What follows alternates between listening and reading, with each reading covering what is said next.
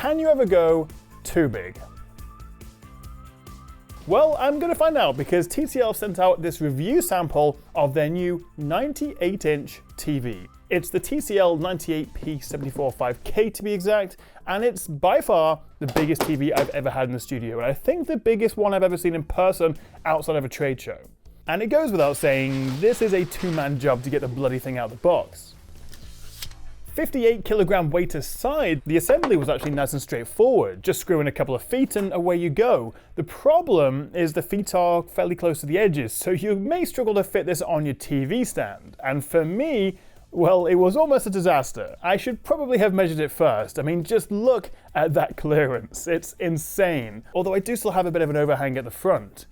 To be fair, you can wall mount it, and the power cable is detachable, which always makes things easier. Just make sure your wall and your mounting bracket are going to be strong enough.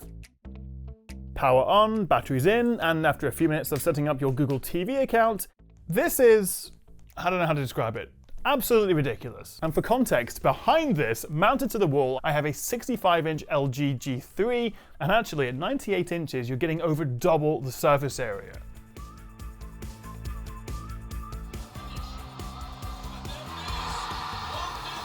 So who in their right mind would buy something like this? Well, I'll tell you who. My cousin John. Well, technically my wife's cousin John, because he calls me up every now and then. He lives in the US, and as those people do, they tend to have bigger houses than we do here in the UK. And he's like, Tom, what's the biggest TV I can buy that, you know, still has decent pitch quality but isn't an absolute fortune? Well, here it is, John, or for anyone else who just wants a massive TV. And for the size, I reckon it's pretty good value as well.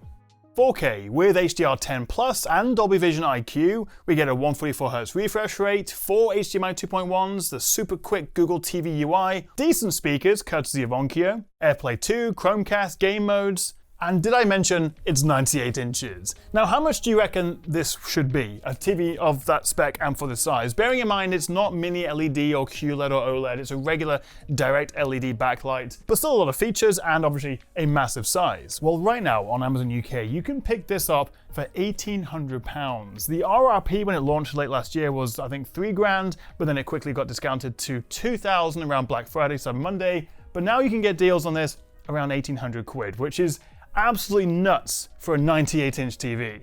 Although, bear in mind this is just using a direct LED backlight, which means it's not as impressive in terms of brightness and contrast. Now, do I think Mrs. Tech Chat would let me have this thing in our lounge? Probably not, but if you do live in a big American house and you sit, I don't know, 20, 30 feet from your TV, or just want an absolutely epic screen to watch TV and play games, for under £2,000, you're gonna have a really good time. And while there is a smaller, cheaper 85-inch option, this 98 is a higher-end model. To be fair though, you can go bigger than this, but then you're in the realm of laser TVs, which have their own problems, and of course projectors. Now, I actually tested the AWOL Vision, I think it was the LTV 3500 Pro projector a few months back, and I absolutely love that. Up to 150 inches, and with a floor-rising ALR screen, it was a proper home theater. The only trouble is, all in, you're talking $7 or $8,000. And bear in mind, not all TVs offer HDR10 Plus and Dolby Vision formats. LG and Samsung only give you one or the other. And with 4 HDMI 2.1 ports, you've got plenty of room for your PS5, your Xbox, your satellite box, and I would suggest a soundbar via the eARC. The speakers are okay. It's a Onkyo-powered 2.1 setup with a couple of 30-watt speakers, and they're not bad. Serviceable. Bit tinny though, definitely lacking in bass. And I think if you are going to go for an impressive home theater setup like this, if you can stretch your budget by, say, another £400, get yourself a Sonos Beam 2. I think right now that's like the best bang for buck in terms of a soundbar, although it would look hilariously small next to a TV this big. And as for the remote, well, it does the job. You got some nice quick streaming app shortcuts there. Doesn't feel the most premium, it's plastic. It's a remote. Now, as you would expect for a TV this big for that price, there are some compromises. The main one, as I say, being the lack of any kind of mini LED or QLED panel. And the biggest issue with that is brightness, because I measured a peak HDR brightness of 450 nits, which was roughly the same on both a tiny 4% window and at full screen brightness. For regular SDR, tops out about 250, and putting it in movie mode can knock 70 to 100 nits off that. So in the daytime, like we have here, I've got some studio lighting and a bunch of windows open. I mean, it looks fine, but that kind of brightness means you're not going to get the most vibrant picture in the world, and it certainly does make HDR just look a bit, well, non-existent. Nothing really pops off the screen, and it can look a little bit washed out. Not bad, just there are much better TVs out there in terms of picture quality. But it's not a deal breaker, and overall picture quality for the size, for the price, is good enough. And TCL has their built-in AI tech for upscaling the picture and reducing noise, and they claim 95% of the P3 gamut, so colors can be pretty accurate. Although what I do really like is this anti-reflective coating. It's less of a complete mirror like I have seen on some TVs, and does a good job of sort of diffusing all the lights around me, but it does also then, combine with that fairly low brightness, just give everything a bit of a sort of muddier, washed out look, but I'd still rather have the anti-reflective than not having it. And as I'm flicking through here, another thing I really do like is the UI. It's running Google TV, and with their, I think it's called AI PQ Processor 3.0, it's a quad-core chip. Everything just feels incredibly fast, faster than my LG G3 just scrolling through menus and opening up settings. All the usual streaming apps that you'd need, and there are plenty of picture modes to choose from. Standard is the brightest, but most of the time I've been watching in movie or IMAX modes. And it will automatically switch to HDR10 or Dolby Vision if it detects HDR content.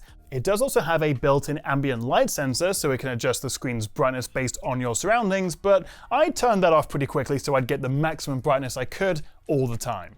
And while a 98-inch TV does leave a bit of a black hole in your room when it's turned off, I do like the ambient wallpaper art and Google Photos, so you can use it as a giant art and photo gallery.